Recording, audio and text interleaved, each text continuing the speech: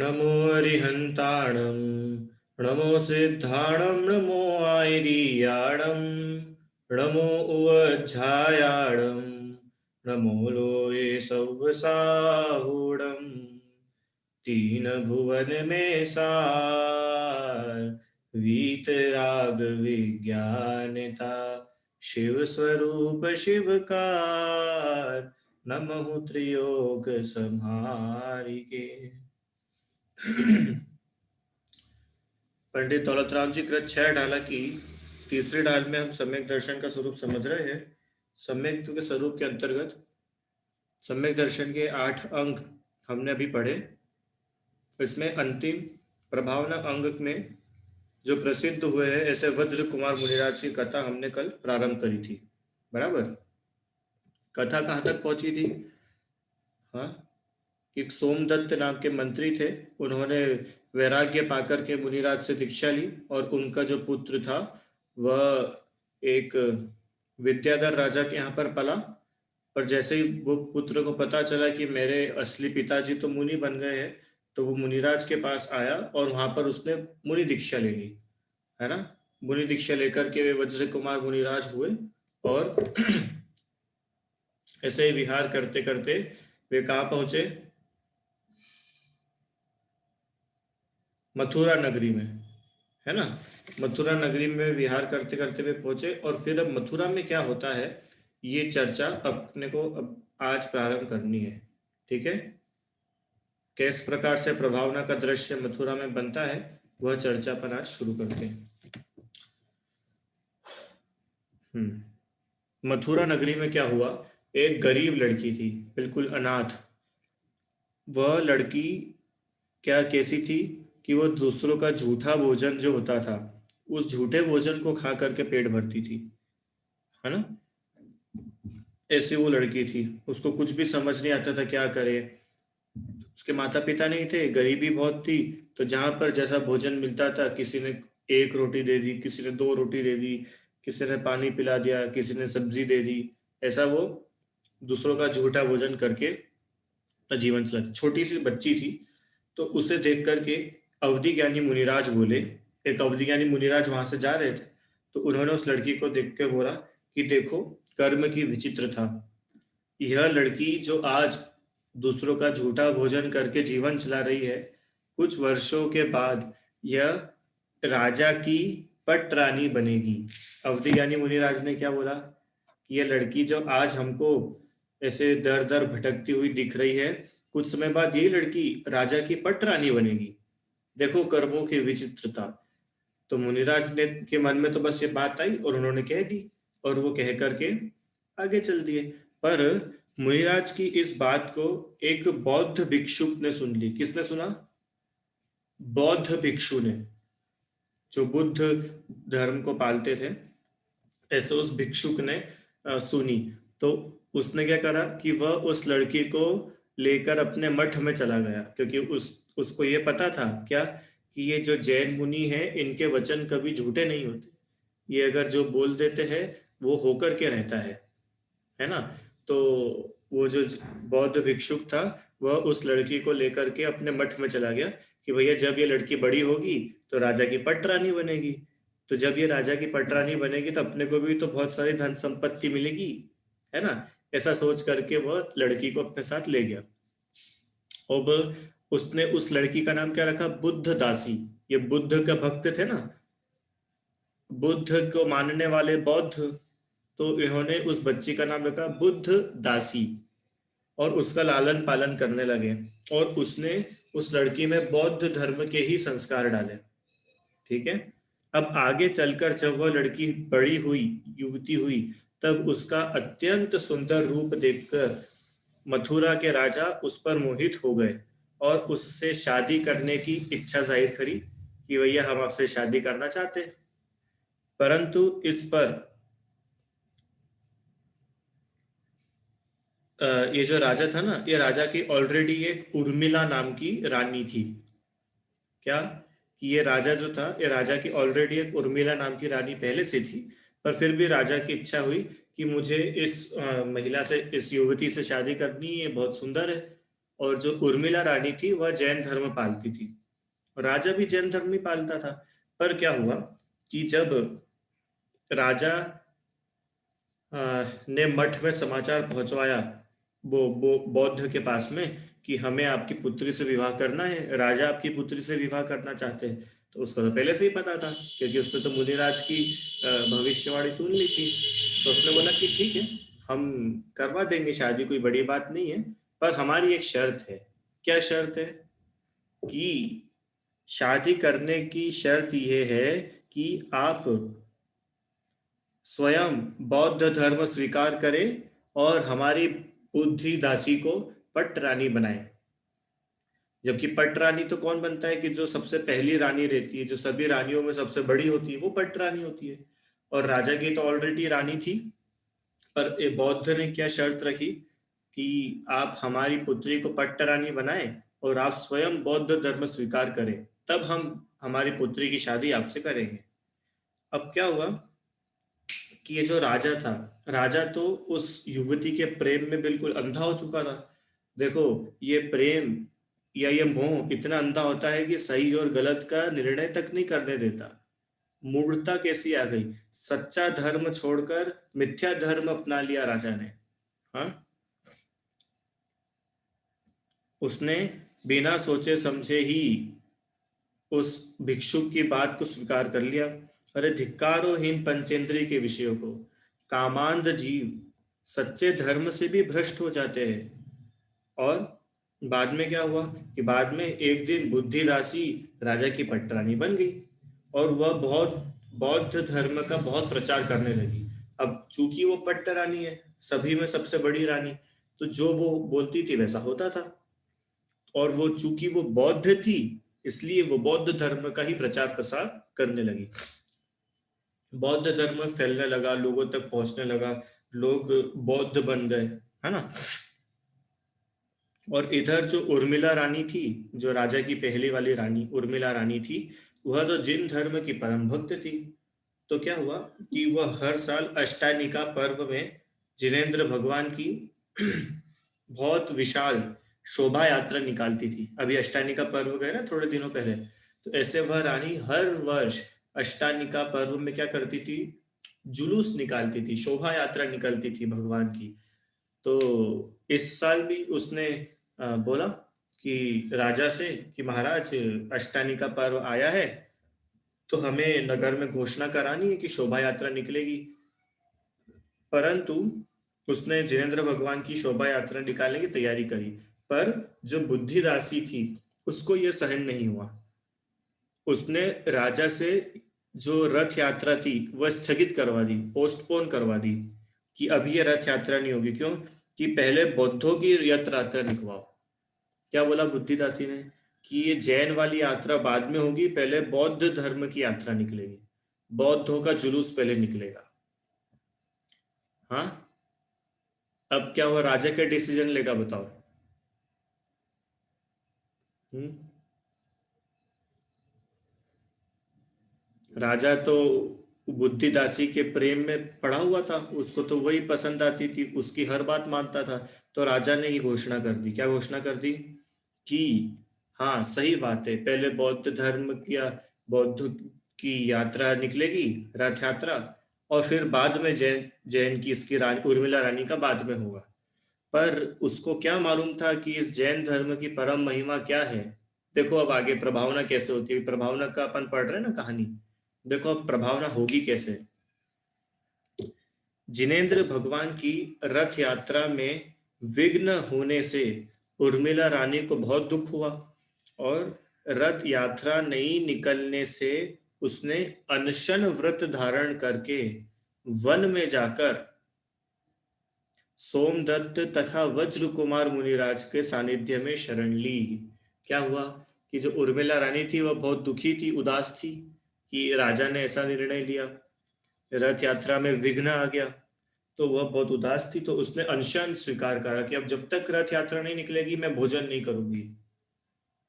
हाँ, ऐसे उसके अंदर परम भक्ति जैन धर्म की भगवान के प्रति, कि मैं तो भोजन नहीं करूंगी। और वह वन वन में चली गई। और वन में कौन था? वन में मुनिराज थे। कौन मुनिराज? सोमदत्त और वज्र कुमार मुनिराज वन में थे। आगे उसने मुनिराजों से प्रार्थना करी कि जैन धर्म पर आए हुए संकट का आप निवारण कीजिए। हे स्वामी, इस जैन धर्म पर संकट आया है। अगर बौद्धों की रथ यात्रा पहले निकल गई तो जैन धर्म की हंसी उड़ेगी। जैन धर्म को जो लोग मानते हैं वो भी बौद्ध धर्म मानने लग जाएंगे। ऐसे तो धर्म की अप्रभावना हो जाएगी। आपसे विनती है, कृपा करके इस संकट को दूर करें।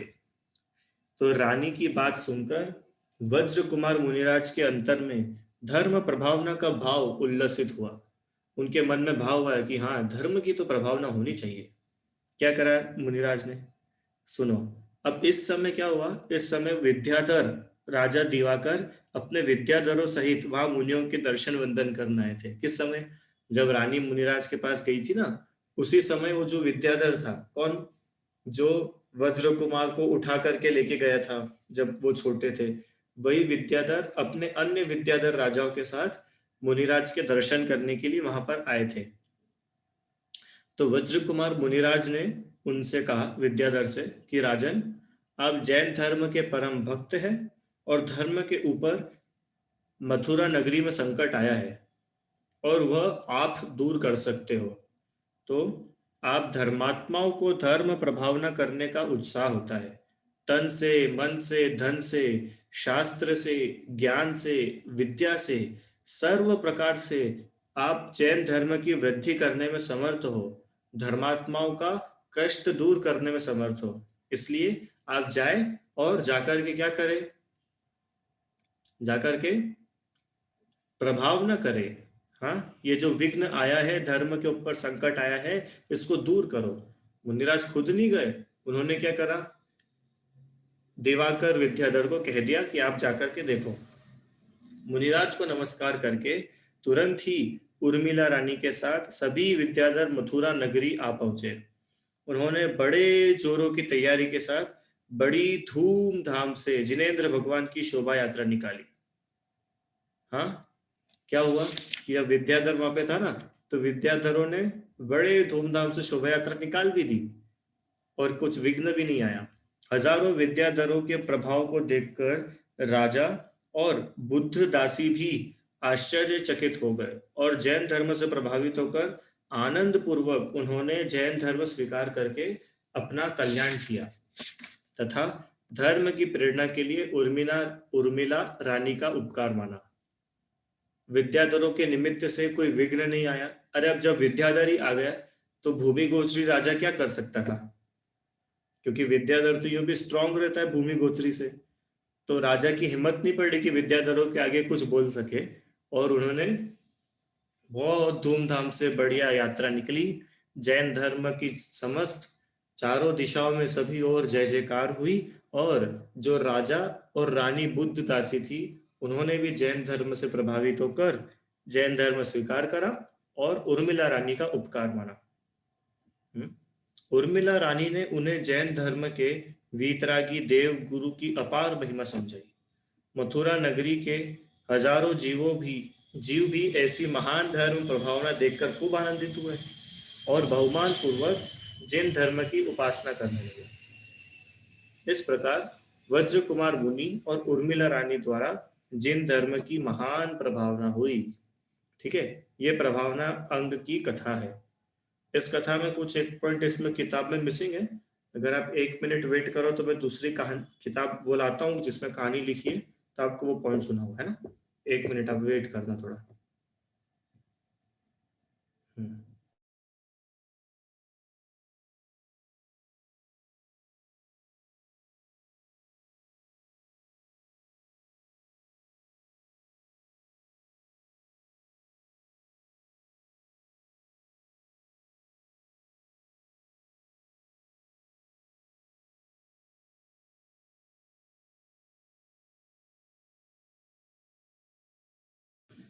मुझे ये इसकी कथा एक ग्रंथ में और मिली थी, तो मेरे पास इसका फोटोग्राफ है। आपको इसमें से भी थोड़ा पढ़ कर सुनाता हूँ, है ना, हमें कोई नई बात पता चलेगी तो।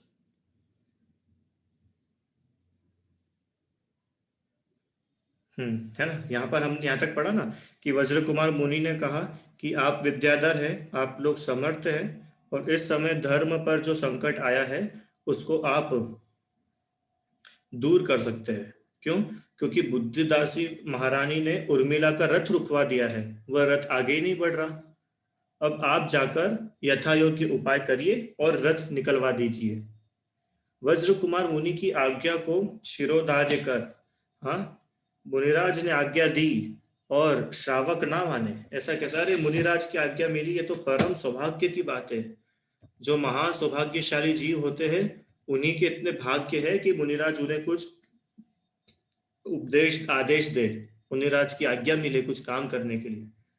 परम सौभाग्य माना उसने अपना, और वह अपने विमान पर बैठकर मथुरा आया। देखो, पहले देखो यहाँ लिखा है, पहले तो जो धर्मात्मा होते हैं वे स्वयं ही धर्म प्रभाव न करने में तत्पर रहते। कल लिखा पढ़ा था ना अपन ने कि जो धर्म से प्रभावित होगा वही प्रभाव न कर पाएगा। जो धर्मात्मा होगा वही तो धर्म की प्रभाव न करेगा, अन्य क्या करे? तो इनको अब, और तब इनको तो मुनिराज ने प्रेरणा दी है, इसलिए सभी विद्याधरों ने उर्मिला रानी के साध्य की सिद्धि के लिए, माने उर्मिला रानी का जो उद्देश्य था कि रथ यात्रा निकले, उस उद्देश्य को पूरा करने के लिए पूरी तरह से तैयारी करी और बुद्ध दासी को बहुत समझाया। बुद्ध दासी जो थी ना, उसको सब विद्याधरों ने पहले समझाया। अब ये बीच का उस इस कहानी में मिसिंग था। अब बीच में क्या हुआ, कैसे वो मान गई रथ यात्रा के लिए, वो बात इस कहानी में है, अपन सुनते हैं। हम्म कि सुनो, कि यह तो बहुत पुरानी रीति है, बहुत पहले से ही। तुम जब रानी नहीं बनी थी, अरे तुम जब पैदा भी नहीं होती उसके पहले से रथ यात्रा निकलती आ रही है। इसलिए तुम इस पुरानी रीति में विघ्न मत डालो, जो जैसा कार्य चल रहा है वैसा चलने दो। पर बुद्ध दासी तो अपने अभिमान में भरी हुई थी। उसको तो क्या था अपने मन में कि बौद्धों की ही यात्रा पहले निकलेगी, वो तो किसी की बात मानने को तैयार ही नहीं। तो जब विद्याधरों ने अपना कार्य सीधे तरीके से न होता हुआ देखा, तो उन्होंने क्या करा, बुद्ध दासी के नियुक्त किए हुए सिपाहियों से युद्ध करके उनको बात की बात में भगा दिया। क्या हुआ वहां पर? युद्ध हुआ। हाँ, सीधे पहले तो उन्होंने नॉर्मल बोल चाल करा, बातचीत करी कि चलो बातचीत करके बुद्ध दासी मान जाएगी। पर जब बातचीत पर भी वह नहीं मानी, तो विद्याधरों ने क्या करा, जिन सिपाहियों को उसने वहां रख रखा था, सिपाहियों से युद्ध करा। अरे धर्म की प्रभावना के लिए जो बने वो करना चाहिए। जो हमारी क्षमता, वहां लिखा था ना, हमारी सामर्थ्य अनुसार, जितनी हम में सामर्थ्य है, तन से, मन से, धन से, शास्त्र से, बुद्धि से, विद्याओं से, जैसे बने वैसे धर्म की प्रभावना है। और उन्होंने झट से ही, अब विद्याधरों के आगे सिपाही क्या टिकेंगे, वो तो झट से ही उनसे हार गए और वहां से भाग गए। उसके बाद बड़े समारोह और उत्सव के साथ उर्मिला का रथ निकलवा दिया। आहा, चारों ओर धर्म की जय जयकार होने लगी। रथ के निकलने से सबको बड़ा आनंद हुआ। इससे जैन धर्म की बहुत प्रभावना हुई और सर्वसाधारण पर इन रथोत्सव से जैन धर्म का बहुत प्रभाव पड़ा। अब देखो कैसा प्रभाव पड़ा कि जो जैन धर्म नहीं मानता था वो भी जैन धर्म मानने लग गया। जो मिथ्या धर्म में उलझा हुआ था, ऐसी रथ यात्रा देखकर ऐसा प्रभावित हुआ कि उसने भी मिथ्या मार्ग छोड़ा, मिथ्या धर्म छोड़ा और जैन धर्म को स्वीकार करा। मिथ्यात्व का त्याग करके सम्यक्त्व को ग्रहण करा। बुद्ध दासी और राजा पर भी इसका बहुत प्रभाव पड़ा। उन्होंने भी शुद्धांतकरण से जैन धर्म स्वीकार करा, है ना। जिस प्रकार वज्र कुमार मुनिराज ने धर्म प्रेम के वश होकर जैन धर्म की प्रभावना कराई, उसी प्रकार भव्य पुरुषों को भी संसार का उपकार करने वाली और स्वर्ग मोक्ष सुख को प्रदान करने वाली प्रतिष्ठा, रथोत्सव, जीन यात्रा, चतुर्विधान, जीर्णोद्वार आदि तथा स्यादवाद विद्यालय आदि के द्वारा जैन धर्म की प्रभावना करनी चाहिए। ये बहुत इंपॉर्टेंट पॉइंट लिखा है। आप लोग आप लोगों ने जुलूस देखा होगा, सभी लोगों ने। आर्जव, जुलूस देखा है तुमने? जुलूस नहीं देखा? क्या बात कर रहे हो? मालूम है जुलूस मतलब क्या होता है? नहीं मालूम? अच्छा। इंग्लिश में क्या बोलते हैं जुलूस को? प्रोसेशन। प्रोसेशन मतलब पता है क्या होता है? नहीं पता? जुलूस मतलब समाज के सभी लोग इकट्ठे होते हैं सड़क पर और पैदल पैदल घूमते हैं। सबसे सरल भाषा में जुलूस इसको बोलते हैं। रथ रहता है, रथ। बहुत बड़ा रथ रहता है, उस रथ पर भगवान विराजमान होते हैं। है ना? नहीं देखा है तुमने? क्या बात कर रहे हो? बेंगलोर में जुलूस नहीं निकलते क्या? बेंगलोर को और कौन बच्चे अपने क्यों भाई? बेंगलोर निकलते होंगे। जुलूस निकलते हैं, जुलूस महावीर जयंती पे जुलूस निकलता है। हाँ, लगभग हर शहर में जुलूस निकलता है। इंदौर में, जयपुर में, मतलब सभी हम सब लोग जहाँ जहाँ से भी है सभी जगह जुलूस निकलता है। और क्या होता है जुलूस में? भगवान की जय जयकार होती है, भक्ति होती है, नृत्य होता है। हाँ, लोग पैदल चलते हैं, जुलूस में भाग लेते हैं। इस प्रकार से बहुत आनंद पूर्वक जुलूस निकलता है। और जुलूस की प्रभावना पता है क्या होती है? जुलूस की प्रभावना ये होती है कि पूरा समाज सारे मतभेदों को छोड़ करके क्या होता है, एक साथ धर्म प्रभावना के लिए शामिल होता है। ये देखो सामने आपको एक फोटोग्राफ शेयर करता हूँ जुलूस का। देखिए स्क्रीन पर आ रहा होगा। दिख रहा है सभी को? आरजो भैया, कहाँ है आरजो? है ना? तो देखो इस टाइप से ये सड़क पर ये हाथी है, ये पूरा रथ है। रथ में आप भगवान विराजमान है और ऐसे हजारों करोड़ों की संख्या में जो है इस प्रकार से ये ऐसे जुलूस निकलता है। देखो ये। हम्म ये ऐसा क्यों निकलता है जुलूस? ये धर्म की प्रभावना करता है। धर्म की प्रभावना कैसे करता है? अरे जुलूस निकलता है, रास्ते में से पूरे नगर में जुलूस घूमता है, रथ घूमता है। तो जो नॉन जैन भी है, मिथ्या मार्गी भी है, जो भी है वो देखता है। उसको समझ में तो हो जैनों का त्योहार है। जैन धर्म की प्रभावना होती है। ठीक है। तो मुझे तो आपसे ये कहना था कि आप लोग कभी भी जुलूस देखो तो जुलूस खाली देखना मत। आप में से कितने लोग ऐसे हैं ईमानदारी से, अभी 2 साल से तो नहीं, उसके पहले जब महावीर जयंती का जुलूस निकलता था, आप जुलूस में पैदल पैदल चलते हो क्या? कितने लोग चलते हैं? और कितने लोग देखने के लिए जाते हैं कि चलो जुलूस देख कर आएंगे? जुलूस देखते हैं क्या क्या, अलग अलग झांकियां बनी होंगी। हाँ। हाँ, देखने जाते हो। अरे तो देखने का काम हमारा नहीं है। देखे तो वो जो शामिल नहीं होना चाहता। अरे हम लोग तो सौभाग्यशाली है जो हमको जुलूस में शामिल होने का मौका मिलता है। हम लोग जुलूस में चल सकते हैं पैदल। हाँ। अरे हम लोगों को देखे कि हम चले तो लोग अपने को देखे। बताओ क्या चाहते हो? हाँ। अरे हम चलेंगे और पूरा नगर हमको देखने आएगा, भगवान को देखने आएगा। इससे बड़ी बात क्या हो सकती है? हाँ। मुझे तो ऐसा लगता है, बाकी नगरों का तो मुझे पता नहीं है। इंदौर में जो जुलूस निकलता है ना, आप में से अनेक लोग होंगे इंदौर के। बहुत बड़ा जुलूस निकलता है, लगभग 3-4 किलोमीटर लंबा जुलूस हो जाता है कि नहीं? और उसके बाद भी जितने लोग जुलूस में रहते हैं उतने लोग साइड में खड़े खड़े जुलूस देखते हैं खाली। हाँ। अरे साइड में खड़े होकर के जुलूस देख रहे हो, ठीक है, अच्छी बात है। पर असली प्रभावना तो वो है कि आप जुलूस में शामिल हो। अरे आप भी तो किसी ना किसी को देखने जाते हो ना, कि अरे देखे तो सही कैसा जुलूस है। तो जब सोचो, इतने ही लाखों लोग जब जुलूस में साथ में चलेंगे तो अन्य कोई व्यक्ति देखेगा तो प्रभावना होगी कि नहीं होगी? हाँ। कोशिश करो हमेशा जब भी जुलूस हो, भले ही किसी का मुनिराज का प्रवेश हो नगर में, या मानो महावीर जयंती का जुलूस हो। हाँ।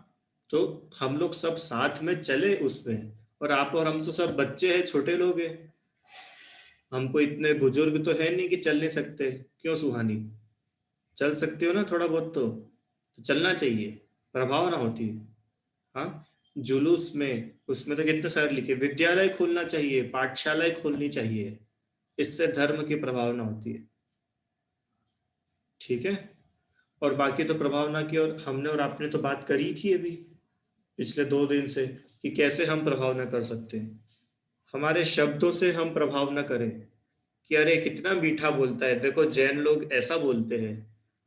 हाँ, देखो कितनी शांति से भोजन करता है, जैन लोग ऐसे भोजन करते हैं।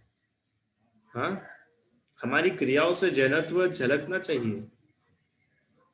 ऐसा नहीं कि घूमते घूमते खा रहे हैं, दौड़ते भागते खा रहे हैं, खड़े खड़े खा रहे हैं, चिल्लाते हुए खा रहे हैं, बात करते करते खा रहे हैं। ऐसा नहीं खाता जैन। मुनिराज को देखो, मुनिराज का भोजन कैसा होता है। क्यों, मुनिराज कैसे भोजन करते हैं? हाँ, इसको बोलते हैं प्रभावना। मुनिराज आहार कैसे करते हैं, चलते कैसे हैं। हम्म? हमारी एक एक क्रिया ऐसी हो कि व्यक्ति देख करके प्रभावित हो, अरे वाह, धर्म हो तो इनके जैसा, क्रिया हो तो इनके जैसी, आचरण हो तो इनके जैसा, अरे ज्ञान हो तो इनके जैसा। मंदिर हो तो इनके जैसे हो। मंदिर से प्रभाव होती, पता है आपको? मंदिर हो तो इनके जैसे। देखो हमारे जितने पुराने क्षेत्र है, जो अभी भी पुराने हैं, पुराने से मतलब प्राचीन है। हाँ, वहाँ की वाइब्स अलग रहती है, वहाँ की जो वर्गणाएं हैं वह बिल्कुल अलग होती है। और इतने पुराने पुराने क्षेत्र अन्य किसी धर्म संप्रदाय के है ही नहीं विश्व में, जितना जैन धर्म के हैं। इतनी प्राचीन प्रतिमाएं हैं। हाँ, कैसी प्रभावना होती है। भले वो गोमटेश्वर बाहुबली हो, या सम्मेद शिखर जी हो, या कोई भी क्षेत्र हो, कैसी प्रभावना होती है, होती कि नहीं होती है। और एक और बात बताऊं, खाली व्हाट्सएप पर मैसेज फॉरवर्ड करने का नाम प्रभावना नहीं है। क्या बोला? कि हाँ हमने तो व्हाट्सएप पर मैसेज फॉरवर्ड कर दिया, प्रभावना हो गई। ऐसे प्रभावना नहीं होती है। वो तो बहुत छोटा सा पार्ट है। हमने खुद ने बढ़कर के कितना उसमें पार्टिसिपेट करा, वो मैटर करता है। ठीक है। तो ऐसे आपके और हमारे जीवन में प्रभावना प्रकट हो, हम इतने योग्य आराधक बने कि हमसे प्रभावना स्वतः हो जाए, करना नहीं पड़े। देखो, मैंने कल भी बोला था, प्रभावना की नहीं जाती है, प्रभावना होती है। हाँ, प्रभावना होती है, करते नहीं है, वो तो हो जाती है। देखो आपको एक और बात बताता हूँ, आपने इसे मुनिराज को देखा होगा, तो मुनिराज कभी ऐसा बोलते क्या कि अभी हमारा विहार होगा, हमारे पीछे पीछे आप सब लोग चलो? ऐसा बोलते कभी मुनिराज? हाँ। पर जब मुनिराज का विहार होता है तो एक बार आप देखते हो कि उनके पीछे कितनी भीड़ रहती है। हाँ, हजारों लोग उनके पीछे चलते हैं। और कैसे कि मुनिराज तो पीछे मुड़, अच्छा एक बार मैं देख तो लूं मेरे पीछे कितने लोग हैं। ऐसा करते मुनिराज? नहीं करते। और उनकी आराधना इतनी गजब की होती है कि प्रभावना होती चली जाती है, करना नहीं पड़ती है। ठीक है। मुनिराज बोलते होंगे किसी को कि चलो चौका लगाओ मेरे लिए। हाँ, चलो पड़गान करो, चलो हे स्वामी नमोस्तु नमोस्तु बोलो। बोलते? नहीं बोलते। तो भी देखो कितना आगे से आगे सब होता है, इसका नाम है प्रभावना। ठीक है भाई। हम्म। प्रभावना किसकी होती है? आराधक ही प्रभावक होता है, लिखो, आराधक ही प्रभावक होता है। जो आराधना करेगा वही प्रभावना कर पाएगा। और आराधना से मतलब वो सारी बातें जो स्वयं, जिसका जीवन धर्ममय होगा, वो लोगों को इंस्पायर करेगा, सीधी बात है। अच्छा मुझे एक बात बताओ, मैं अगर रात में भोजन करूं, हाँ, और आपको बोलूं रात्रि भोजन नहीं करना चाहिए, तो आप मेरी बात मानोगे क्या अर्ज हो? हाँ। अगर मैं खुद क्लास लेते लेते इधर एक चाय का कप रख लूं, चाय पीते पीते आपको क्लास पढ़ाऊं, और आपको बोलूं कि नहीं क्लास सुनते सुनते खाना पीना नहीं चाहिए, तो आप मेरी बात सुनोगे क्या? तो मैं प्रभावना कब करूंगा? कि जब मैं उस योग्य होऊंगा, जब मैं खुद प्रभावित होऊंगा, तो प्रभावना करूंगा। ठीक है। जब मैं लड़ाई झगड़ा नहीं करूंगा, तभी तो मैं किसी को बोलूंगा ना लड़ाई झगड़ा मत करो। जब मैं खुद क्रोध नहीं करता होऊंगा, तभी तो मैं किसी को बोलूंगा क्रोध नहीं करना चाहिए। हम्म। समझ में आया क्या? इसलिए हमारा जीवन पर प्रभाव न करने के उद्देश्य से मत करो, अपना जीवन निर्मल बनाने के लिए करो। प्रभावना होगी होगी होगी, होगी ही सही। ठीक है। सीता अंदर से इतनी पवित्र थी कि स्वर्ग से देवों ने आकर के प्रभावना करी, करी ना। अग्नि जो है वो जल बन गई। अभी हमने एक और कथा पढ़ी थी ना, किसकी कथा थी कि वो फांसी का जो था रस्सी वो फूल बन गया, माला बन गया। अभी थोड़े दिन पहले कथा पढ़ी थी ना अपन ने, किसकी कथा थी? बोलो आराध्या, कौन की कथा थी वो? वारिशेन मुनिराज की। वारिशेन मुनिराज की। हाँ, उनके पिता श्रेणिक के हाँ हाँ हाँ हाँ, यस यस छोड़ने यस, छोड़ दिया था। करेक्ट करेक्ट, है ना। तो देखो, उनको कुछ करना नहीं पड़ा, अरे स्वर्ग से देव आकर के करता है। देखो, कंपनाचार्य आदि 700 मुनिराज की आराधना इतनी गजब थी कि, हाँ, अन्य दूर, इतने दूर से जो मुनिराज थे, विष्णु कुमार मुनिराज ने आकर के धर्म प्रभावना करवा दी। हाँ, वो मुनिराज खुद उठ उठ करके भागे नहीं 700, या 700 मुनिराज ने कोई फायर एक्सटिंग्विशर नहीं लगाया, फायर ब्रिगेड नहीं बुलाई। अरे वो तो अपनी आराधना में मग्न थे, वो प्रभावना हो गई। और ऐसी प्रभावना हुई कि आज हजारों साल के बाद भी वो कथा जीवित है, वो पर्व मनाया जाता है, ऐसी प्रभावना हुई है। अरे व्हाट्सएप फेसबुक पे क्या प्रभावना होगी बताओ? क्यों? और हम यूट्यूब चैनल है ना, अभी अपन यूट्यूब पे वीडियो डालते हैं ना, तो यूट्यूब चैनल पे मान लो अभी 40 लोग जुड़े हुए हैं, अभी 400 हो जाएंगे, 1 करोड़ हो जाएंगे, तो उससे होगा क्या है बताओ?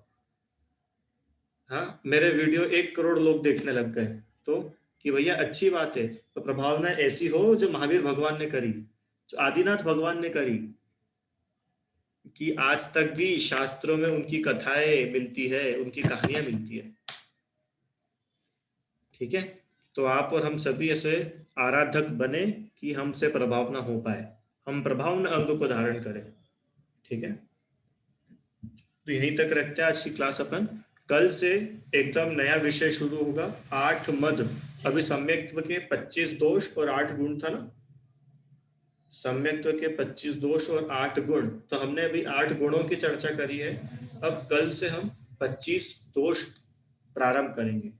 25 दोष करना नहीं, पढ़ना।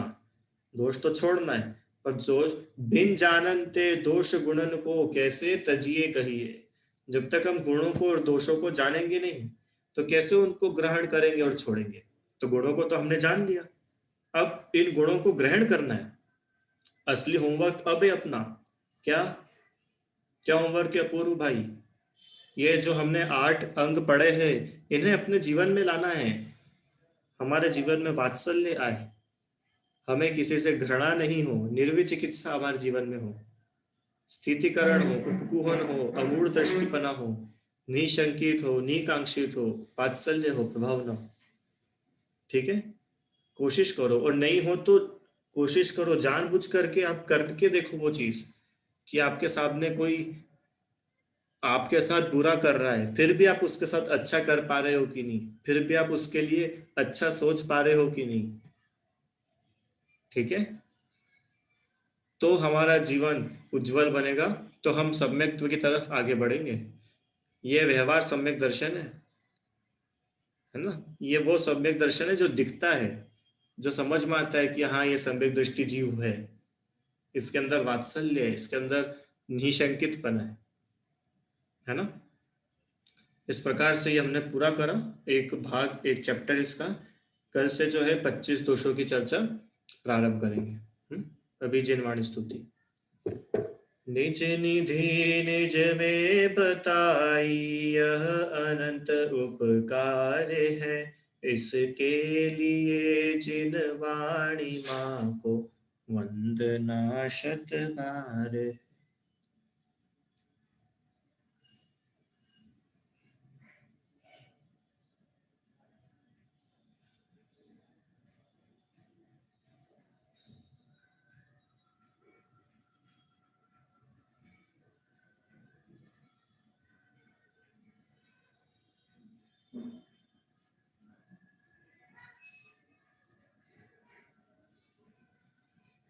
जय बोले तो अच्छांगमयी जिनवाणी माता की जय। महान जैन धर्म की जय।